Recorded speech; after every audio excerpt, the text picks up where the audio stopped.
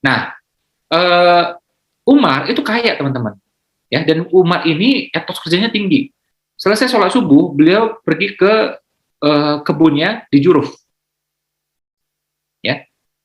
Nah, berdasarkan kisah ini, maka saya anjurkan buat teman-teman yang suka tilawah pagi, saya anjurkan mereka itu tilawahnya sebelum subuh, sebelum masuk azan subuh.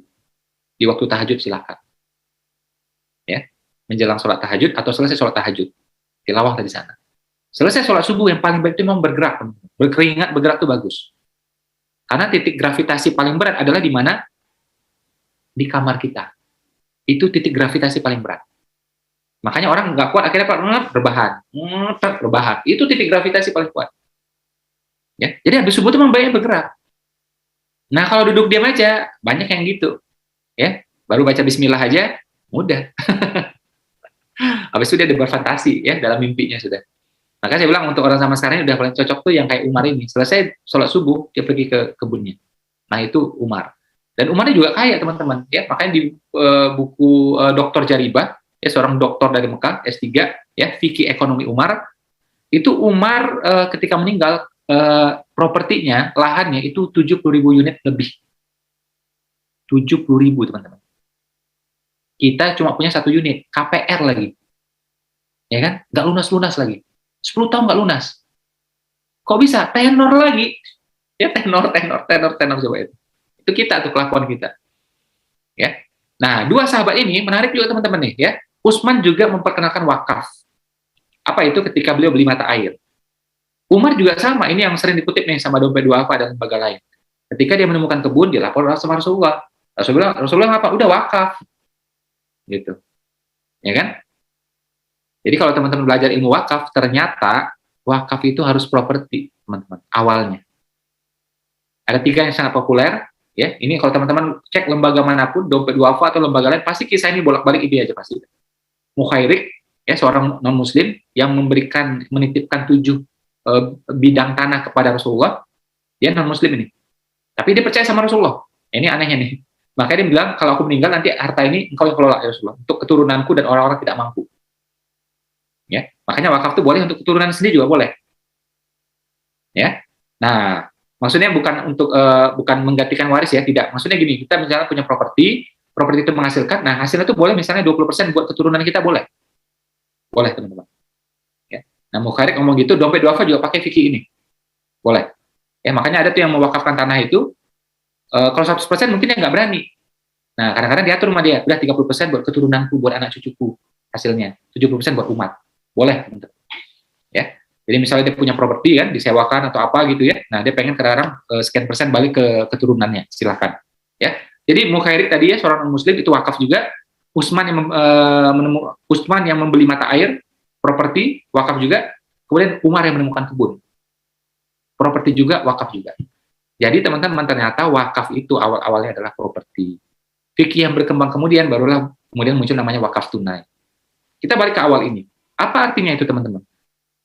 Jadi kalau ngomong wakaf, kalau kita lihat makna asalnya, baiknya memang properti. Karena hanya properti yang bisa apa? Dia diam saja, tapi nilainya bisa naik terus. Betul apa betul? Hanya properti, nggak ada yang lain. Ya, teman-teman wakaf, misalnya gini, mohon maaf, mushaf Al-Quran. 2 tahun, dia mulai lepas-lepas kertasnya. 7 tahun, berserakan kertasnya. 12 tahun, udah, hurufnya kadang-kadang udah hilang. Ya, jadi seiring adanya waktu, ya, nilainya akan turun. Bisnis, ada itu boleh, bukan nggak boleh. Sana ada wakaf bisnis, ada wakaf saham juga. Bisnis bisa naik turun, teman-teman. Satu-satunya di muka bumi yang nilainya tetap atau naik cuma 1. Apa itu, teman-teman? Properti, dan itu ajarannya Islam. Makanya Mesir, Malaysia punya memang departemen ngurus wakaf dari pemerintah. Setara dengan kementerian. Ilmu wakafnya luar biasa ya. Ya. Teman-teman di Jakarta tuh ya, lihat tuh, kenapa kita bisa sholat ya di masjid di tengah-tengah kota? Karena ada orang Betawi dulu yang wakafin tanahnya. Ya. Sebagian buat tempat dagang, sebagian buat dirinya, sebagian buat anaknya, sebagian jadi masjid aja. Nih, makanya kita lihat tuh masjid-masjid pinggir jalan tuh. Itu orang Betawi zaman dulu tuh. Nekat dia, berani dia. Kalau kita kan mikir kan, wah, mending jadi rumah makan. Tapi jalan loh. ya kan, duitnya lumayan ini, mau garap sendiri boleh, kalau nggak sewakan sama orang. Nah mereka nekat tuh, jebret ya, jadiin masjid, masya Allah. Ya, nah kita sholat lah di pinggir-pinggir jalan tuh kan banyak tuh ya masjid yang langsung benar-benar di tepi jalan. Itu wakaf orang terdahulu tuh, masya Allah. Ya, nah jadi wakaf tunai boleh nggak? Ya boleh, bukannya nggak boleh. Tapi kalau kita lihat makna asalnya teman-teman, wakaf itu adalah properti. Nah ini adalah isyarat bahwa kita mesti kuat finansial. Ya, Umar itu saking kayanya teman-teman, kita dengar nih kisahnya sering, apa itu populer banget, masyhur banget, telat sholat berjamaah asar, telat aja loh, bukan nggak sholat asar, telat sholat berjamaah, itu satu properti dilepas itu. Saking kayanya. Ya, kalau kita kan paling ya adalah duit goceng nggak apa-apa lah, goceng ya kan nggak apa-apa gitu. Ini Umar beda sama kita, ya. Jadi kayak gitu tuh teman-teman. Nah wasilah kekayaannya dari mana? Dari perniagaan, dari perdagangan. Ya, jadi Abu Bakar dagang, Umar dagang, Utsman juga dagang. Kalau kita nggak dagang, tanda petik ya, itu malaikat bingung ke kita gimana cara mentransfer rezeki. Gimana coba caranya? Bisa, sulit. Ya, ginilah, teman-teman mungkin punya saudara, punya keluarga di kampung. Kampung banget, pelosok banget, yang nggak ada bank di sana. Kita mau kirim duit ke dia, bisa nggak kira-kira? Bisa, tapi sulit. Ya, nggak ada bank, ada handphone. Ya, bisa nggak kirim ke sana? Bisa, tapi sulit. Nah, kita bisa titip melalui kantor pos, satu. Atau apa? Titip melalui orang yang ke sana. Kamu mau pulang kampung juga? Titip ya. Nah, kalau nitip sama orang biasanya nggak banyak. Wong titip, ngeri kita kan. Kamu kita ngasih 200 juta, nggak berani kita. Ya, kasih ya buat bibi ya. Ya, mungkin 10 juta, mungkin 15 juta. Paling gede. Ya. Nah, jadi teman-teman, apa artinya? Kalau kita buka bisnis, itu ibarat kita buka rekeningnya teman-teman. Memudahkan malaikat transfer kita. Dan rekeningnya itu sama. Kalau rekening berbeda itu RTGS, lama juga nyampainya. Nah, kalau kita bisnis itu memudahkan ya tanda petik ya malaikat transfer ke kita. Ya, jadi rezekinya lebih kebuka. Kalau nggak malaikat transfer lewat mana? Ya repot, mau gaji udah dipakem kok. Ya, gaji udah dipatok kok gitu. Tapi kan Allah bisa ngasih dari mana aja, Pak? Iya, tapi Allah juga menurunkan sunatullah. Ya kan? Allah menurunkan sunatullah. Kalau kerja ya dapatnya ini, sekian sudah. Oh, tapi saya percaya Pak berkeajaiban. Ya coba aja ente kerja 10 tahun, hasilnya berapa? Dibanding ngambil 10 tahun. Ya pasti beda lah. Ya. Nah, itu satu. Terus juga saya pelajari dari hidupnya Rasulullah. Kenapa Rasulullah berkembang bisnisnya cepat, pesat? Karena Nabi Muhammad juga punya mentor. Punya apa teman-teman? Orang nggak paham ini. Nabi Muhammad punya mentor. Siapa itu? Pamannya. Jadi Nabi itu punya mentor bisnis, pamannya. Punya mentor agama. Siapa itu? Jibril. Bahkan ketika nikah sama Khadijah, Khadijah pun jadi mentor bagi dia karena bisnisnya Khadijah lebih besar, harus diakui. Ya, sekian persen harta di Mekah itu adalah harta milik Khadijah, nggak main-main itu. Ya, sekian persen tuh harta beredar itu ya, itu adalah milik Khadijah. Gede banget bisnis. Ya. Nah, dan apa yang menjadi motivasi bagi Khadijah untuk aktif berbisnis? Ya, beliau bilang apa coba?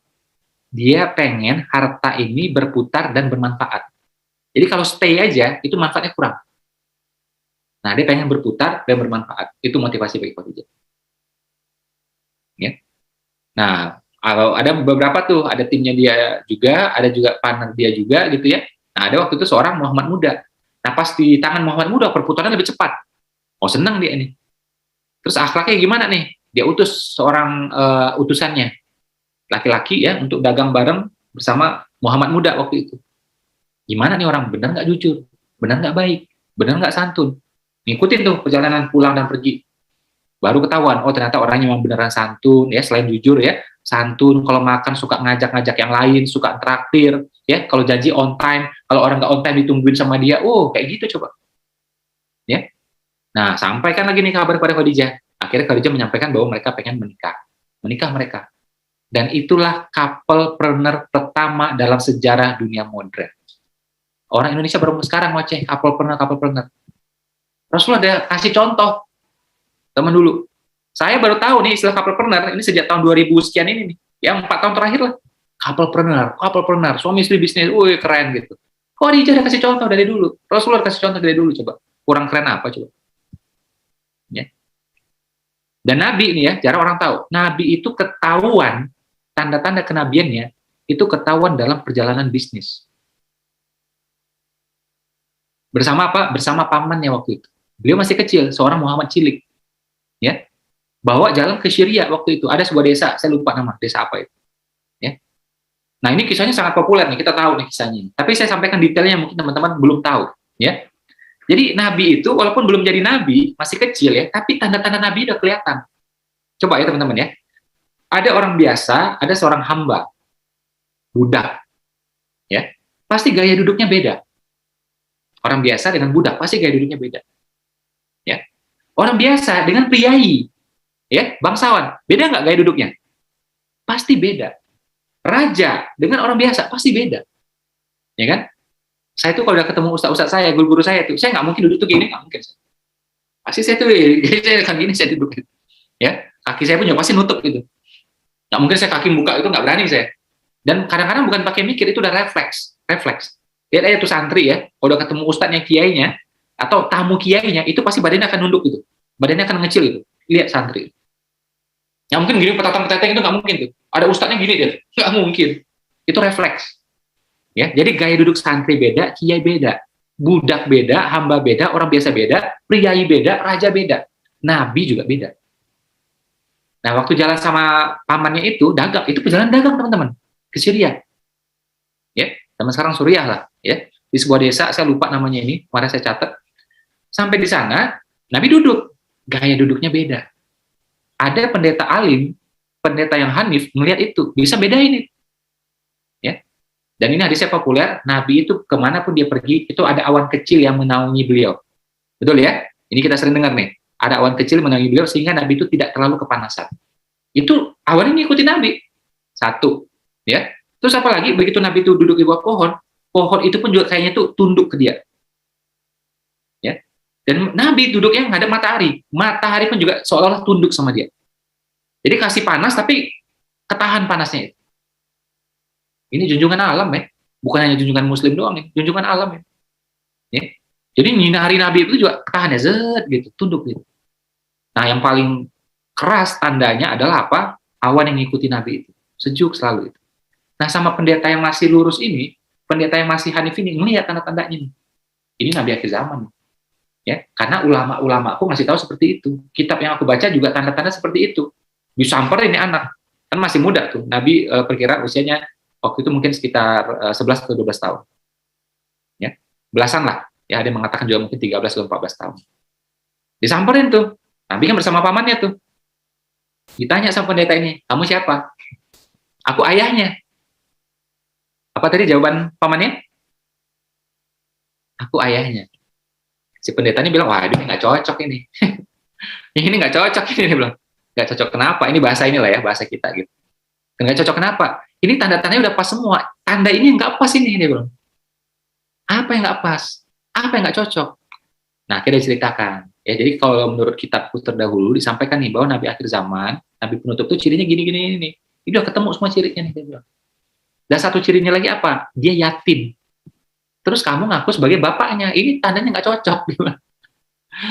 Nah, akhirnya pamannya bilang, senyum kan, dia bilang, ya aku bukan ayahnya, aku pamannya, tapi memang dia sudah aku perlakukan seperti anakku sendiri, bahkan lebih sayang daripada anakku sendiri.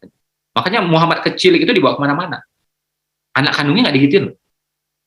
Ya, tapi sayangnya sama Nabi Muhammad cilik itu ya kemana-mana kan dibawa gitu. Sampai waktu dia mau pergi pertama itu kan, mau pergi itu, Nabi diam sendiri gitu. Nabi kan udah yatim piatu tuh, ya kan? Apa iya engkau mau meninggalkan aku seperti ini? Oh, langsung nangis itu pamannya. Langsung diangkut dan udah ikut bareng udah selesai. Dibawalah Nabi ini kemana-mana gitu. Nah, pas ngakut, oh berarti kamu pamannya kan? Iya pamannya. Lah, benar kan ayahnya meninggal? Iya ayahnya meninggal. Ini Nabi terakhir. Ponakanmu ini Nabi terakhir. Jangan bawa ke sana. Kalau orang sana tahu, dia nggak suka ini. Anak ini ponakanmu bisa dibantai sama dia ini. Pulang. Pulang lagi tuh paman dan ponakan. Ingat teman-teman ya, saya kenapa sampaikan kisah ini? Kisah ini Nabi ketahuan tanda-tanda kenabiannya Dalam perjalanan apa tadi teman-teman? Perjalanan wisata? Kunjungan sosial? Dinas? Studi banding? No. Studi tour gitu? No. Nabi ketahuan tanda-tanda kenabiannya dalam perjalanan dagang. Pamannya dagang, kakeknya dagang,